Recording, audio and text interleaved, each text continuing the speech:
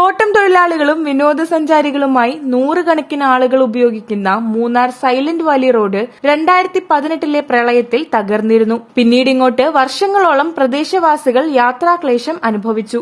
നാട്ടുകാരുടെ പ്രതിഷേധത്തെ തുടർന്ന് ഒടുവിൽ ഫണ്ട് വകയിരുത്തി റോഡിന്റെ റീടാറിംഗ് ജോലികൾ നടത്തി.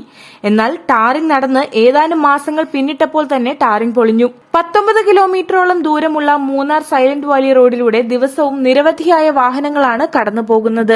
നിർമ്മാണത്തിലെ പോരായ്കയാണ് ഇപ്പോഴത്തെ പ്രശ്നത്തിന് കാരണമെന്നാണ് ആക്ഷേപം. ரொம்ப வருஷமாக ரொம்ப மோசமாக கிடந்துச்சு. ஸ்கூல் பிள்ளைகள் அடக்கம், எஸ்டேட்டில் இருக்கக்கூடிய தொழிலாளர்கள் அடக்கம், வாகன ஓட்டுநர்கள் அடக்கம் இதில் போக முடியாத சூழ்நிலை இருந்துச்சு.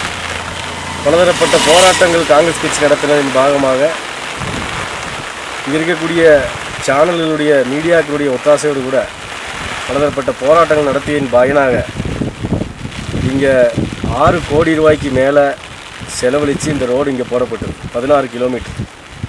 அந்த ரோடு போடும்போதே நாங்களும் பொதுமக்களும் சொன்னோம், இந்த ரோடு அசாஸ்திரமான முறையில் போடப்படுது, கனங்குறைவாக போடப்படுது. நாங்கள் அன்றைக்கே சொன்னோம். ஒரு மழை பெய்யும்போது இந்த ரோடு தகரும்னு அன்றைக்கே சொன்னோம். ஆனால் கேட்கலை. இப்போ நீங்கள் பார்த்தீங்கன்னா தெரியும், 6 கோடி ரூபாய்க்கு மேலே செலவாக்கின இந்த ரோடு இன்றைக்கி ஒரு மழை பெய்யும்போது ரோடு எப்படி முதல் கிடந்துச்சோ அதே மாதிரி சூழ்நிலைக்கு 2வது மாறப்பட்டிருக்கு. அதனால் வெந்தப்பட்ட உத்தரவாதப்பட்ட ஆளுகள் இதில் நடவடிக்கை எடுத்து இது நல்ல ரீதியில் இந்த ரோடை சரி செய்வதற்கு வேண்டிய காரியங்களை செய்யணும்.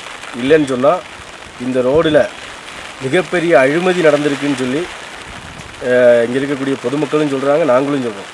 அதனால் இந்த அழிமதியை கண்டித்து காங்கிரஸ் கட்சியுடைய தலைமையில் റോഡ് മറിയൽ ഉൾപ്പെടെ മികപ്പെരിയ പോരാട്ടങ്ങൾ ഇങ്ങനെ നടക്കും.